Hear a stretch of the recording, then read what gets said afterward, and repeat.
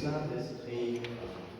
La grâce de Jésus notre Seigneur, l'amour de Dieu le Père et la communion de l'Esprit Saint soient toujours avec vous. Nous célébrons le Seigneur comme chaque liturgie dominicale dans le mystère de sa résurrection. Et nous le faisons avec, bien sûr, cette intention ce soir d'accompagner Octave dans son baptême, dans cette étape d'entrée dans la vie chrétienne. Et notre manière de l'accompagner sera d'entrer nous-mêmes plus profondément dans une conscience de ce que nous sommes de par notre baptême, de ce que nous avons aussi à faire progresser notre vie sur ce chemin auquel nous sommes depuis déjà quelques années. Alors, pour rentrer dans cette célébration, pour mettre en vérité sous le regard de Dieu, nous nous reconnaissons à tout pécheur, demandons au Seigneur, il nous invite de sa grâce et la force de son pardon.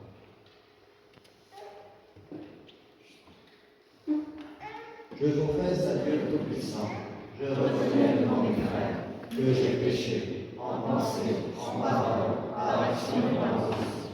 Oui, j'ai vraiment péché. C'est pourquoi je supplie la Vierge Marie, les anges et tous les saints, et vous aussi mes frères, de prier pour moi le Seigneur notre Dieu.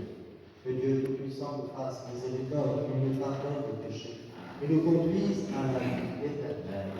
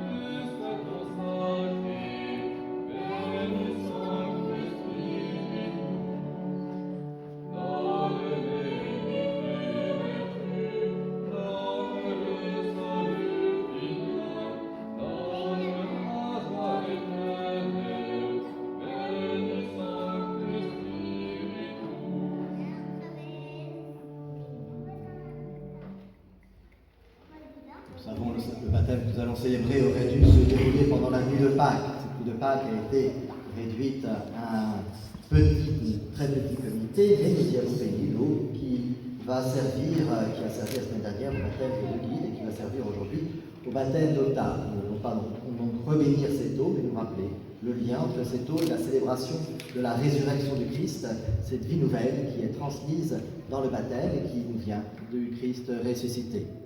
Nous invoquons maintenant les saints et les saintes en nous rappelant que cette famille chrétienne dans laquelle nous entrons par le baptême, elle est constituée de tous ceux qui nous ont précédés, qui nous sont des exemples, qui sont auprès de Dieu. Nous les prions, nous les invoquons pour qu'ils nous accompagnent aujourd'hui et pendant tout notre pèlerinage terrestre.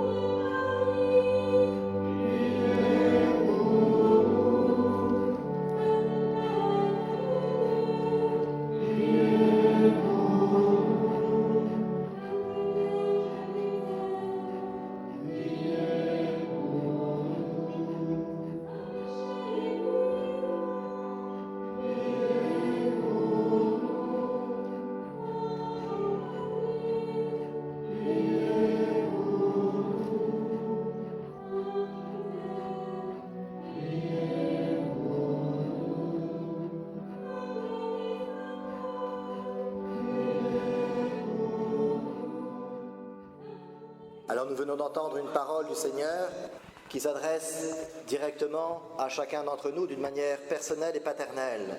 C'est toute la richesse de ce lien entre Dieu et nous qui est la conséquence directe de notre baptême que d'être dans une relation de confiance, d'amour, d'un Père qui nous connaît parfaitement et on pourrait dire malgré le fait qu'il nous connaisse parfaitement, qui a complètement confiance en nous. Alors, nous entendons cette parole qui nous parle de réalités qui seront dévoilées. Rien n'est voilé qui ne sera dévoilé, rien n'est caché qui ne sera connu. Dans notre histoire devant Dieu, dans l'histoire sainte qui est celle de chacun d'entre nous, il y a bien des éléments qui ne sont pas visibles. L'essentiel n'est pas visible. À travers les rites que nous allons célébrer tout à l'heure, l'eau versée sur le front, qui est le rite propre du baptême, mais aussi le Saint-Crème, qui est le signe de la présence de l'amour de Dieu qui descend en nous, le vêtement blanc, le cierge pris au cierge de la résurrection du Christ. Tous ces rites que nous allons célébrer veulent nous porter à une réalité invisible, celle de l'attention unique et personnelle que Dieu a pour chacun d'entre nous. Alors, laissons-nous conduire par ces rites, laissons-nous conduire par cette parole que nous entendons, laissons-nous conduire par ce chemin qui nous permet d'entrer dans cette relation unique et personnelle et d'aller bien plus loin que ce que nous pouvons percevoir. Nous avons l'expérience dans notre vie, dans notre quotidien, dans tous nos engagements, de ce que de l'essentiel ne paraît pas toujours sur le moment ou nous est révélé après, dans certaines circonstances. Et par contre, ce qui nous occupe souvent d'une manière un peu trop importante se trouve en fait quantité négligeable sous le regard de Dieu. Alors que nous puissions entendre en vérité cette parole du Seigneur pour être attentifs et nous ouvrir à ce que nous ne verrons pas directement, mais qui est bien plus essentiel, cet enracinement de l'amour de Dieu en nous. Notre baptême, nous le savons tous, mais il nous faut le réentendre et surtout en prendre conscience dans toutes ses applications. Notre baptême nous fait enfants de Dieu. L'enfant, c'est celui qui est dans la relation de confiance, d'amour, celui qui compte pour les parents, qui se donnent, s'investissent, celui qui est au cœur de la vie de ses parents. Dieu a voulu que nous soyons au cœur de sa vie éternelle. Cela à travers notre vie qui, elle, est vacillante, nous essayons d'avancer, de progresser avec les moyens qui sont les nôtres, mais nous savons toujours en deçà de ce que nous pourrions. Et c'est toujours le projet d'un chrétien, non pas d'en remontrer aux autres, mais d'essayer de s'en remontrer à lui-même, d'essayer de progresser jour après jour, de ne pas se croire supérieur aux autres, mais de se vouloir supérieur à celui qu'il était la veille. Voilà le projet de la vie chrétienne. Cette progression, ce toujours plus haut, ce toujours plus vrai, dans la dépendance de la grâce de Dieu.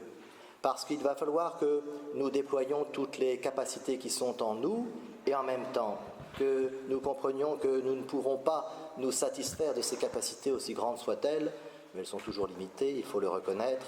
Il nous faut nous ouvrir par ce travail sur nous-mêmes à la grâce de Dieu. L'enfant de Dieu, c'est celui qui sait qu'il dépend du Père, et cela d'une manière définitive et éternelle. Nous sommes enfants d'une manière provisoire sur cette terre, enfants charnels, mais nous sommes enfants de Dieu dans la grâce d'une manière définitive. Et c'est cet esprit qu'il nous faut découvrir, approfondir et dont il nous faut vivre, se déclarer pour Dieu. Voilà ce que nous dit l'Évangile aujourd'hui, celui qui se déclarera pour moi. Croyez-vous en Dieu, le Père Tout-Puissant, Créateur du ciel et de la terre? Je crois. Croyez-vous en Jésus-Christ, son Fils unique, notre Seigneur, qui est né de la Vierge Marie, a souffert la passion, a été enseveli, est ressuscité d'entre les morts et qui est assis à la droite du Père? Je crois. Croyez-vous en l'Esprit Saint, à la Sainte Église catholique, à la communion des saints, au pardon des péchés, à la résurrection de la chair et à la vie éternelle? Je crois. Telle est notre foi, telle est la foi de l'Église que nous sommes fiers de proclamer dans le Christ Jésus, notre Seigneur. Amen.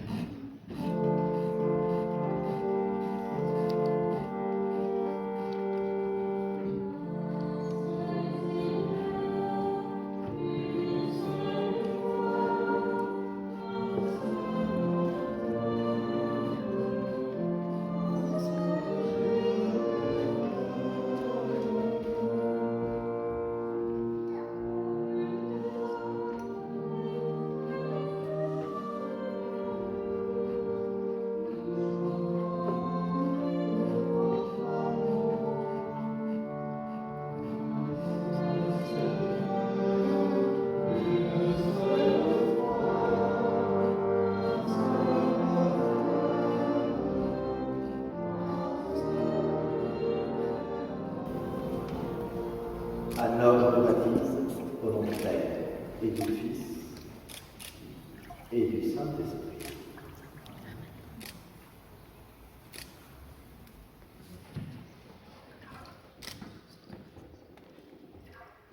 Octave, je te baptise au nom du Père et du Fils et du Saint-Esprit. Amen. Vincent, je te baptise au nom du Père et du Fils et du Saint-Esprit.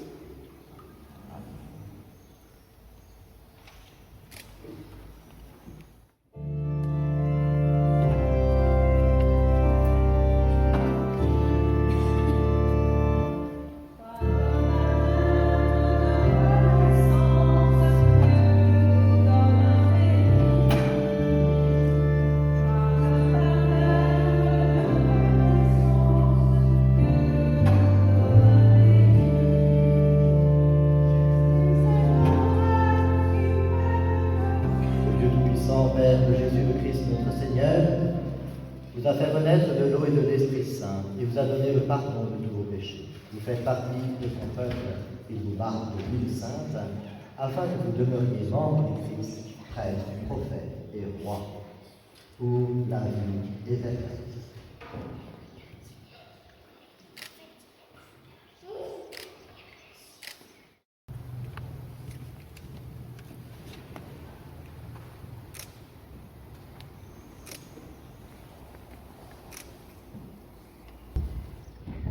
Vous êtes une création nouvelle dans le Christ, vous avez revêtu le Christ. Recevez ce vêtement blanc, puissiez-vous garder intacte votre dignité de Fils de Dieu, jusqu'au jour où vous paraîtrez devant Jésus, le Christ notre Seigneur, afin d'avoir part à la vie éternelle.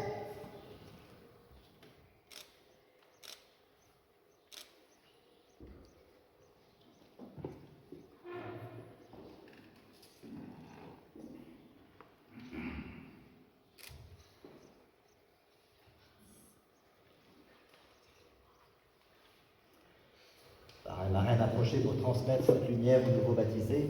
Vous êtes devenus lumière dans le Christ, marchez toujours comme des enfants de lumière. Demeurez fidèles à la foi de votre baptême. Alors, quand le Seigneur viendra, vous pourrez aller à sa rencontre dans son royaume avec tous les saints du ciel.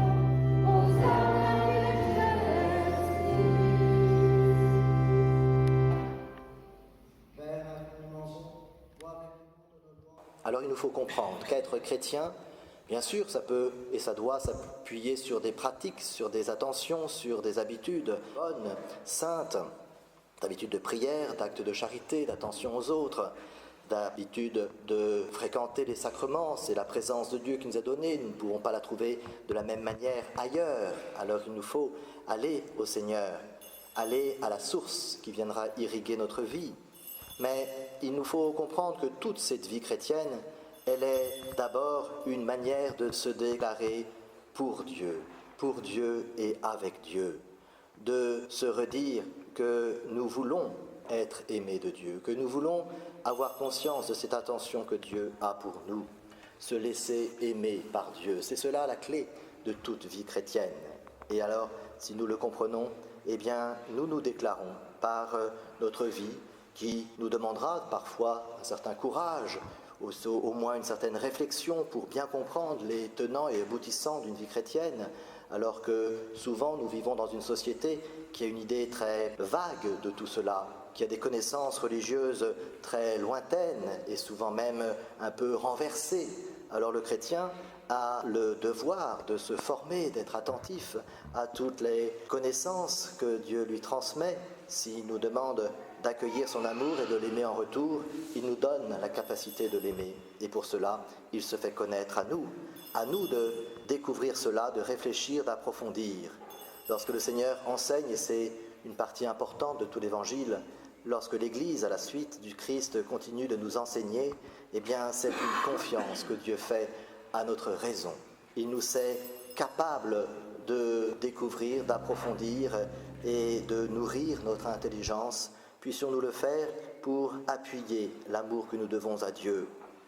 On retient dans cette relation du Père à l'enfant l'amour reçu et donné, mais cet amour n'aura pas de consistance s'il n'est pas raisonné, s'il n'est pas réfléchi, s'il ne s'appuie pas sur des capacités de comprendre. Demandons au Seigneur pour nous-mêmes, demandons-le d'une manière particulière pour Octave qui a avancé déjà sur ce chemin, mais c'est un chemin qui s'ouvre encore devant lui et qui s'ouvrira toute sa vie durant. Demandons au Seigneur qu'il nous donne de mieux comprendre le sens de sa présence à nos côtés, de quelle manière nous pouvons nous déclarer pour lui, ne jamais le renier en vivant notre foi d'une manière saine, profonde. C'est un peu peut-être ce que Octave aura pu découvrir dans le scoutisme, cette manière de vivre notre foi dans un chemin qui est plus large et en même temps qui finalement va englober toute une dimension humaine de relation, d'engagement, de capacité à être utile, mais qui va englober tout cela avec comme ciment, comme unificateur, la foi, notre relation à Dieu qui nous aime et qui nous rend capables de l'aimer en retour. Au nom du Père, du Fils et du Saint-Esprit, ainsi soit-il.